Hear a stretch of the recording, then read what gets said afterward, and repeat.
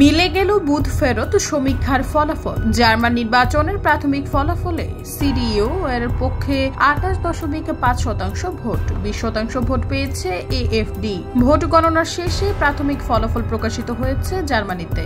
CDU এবং CSU পেয়েছে 28.5% vote. Booth ফেরত সমীক্ষার ফলাফলেও এমনই ইঙ্গিত দেওয়া হয়েছিল। বিপুল পরিমাণ ভোট কমেছে চ্যান্সেলর ওয়ালফ সোলজের দল এসপিডির। প্রায় 9% ভোট কমে তারা পেয়েছে 16.4% ভোট। দ্বিতীয় জায়গায় আছে অতি দক্ষিণপন্থী দল এএফডি, তারা পেয়েছে 20.8% ভোট।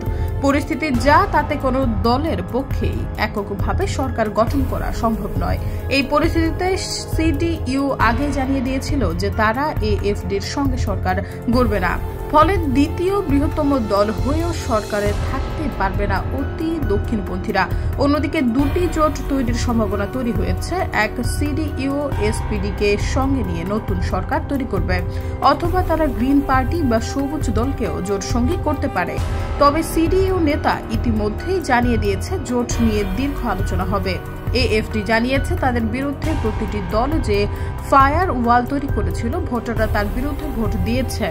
পার্লামেন্টের দ্বিতীয় সংখ্যাগরিষ্ঠ দল হিসেবে তারা তাদের ভূমিকা পালন করবে। উল্লেখ্য, নিজেদের মধ্যে বিরোধ থাকলেও সংরক্ষণশীল এবং ডেমোক্রেট সমস্ত দলই এবারের নির্বাচনের আগে জানিয়েছিল তারা কোনোভাবেই অতি দক্ষিণপন্থী এএফডিকে সমর্থন করবে না, যা ফায়ার ওয়াল রাজনীতি হিসেবে আলোচিত হয়েছিল।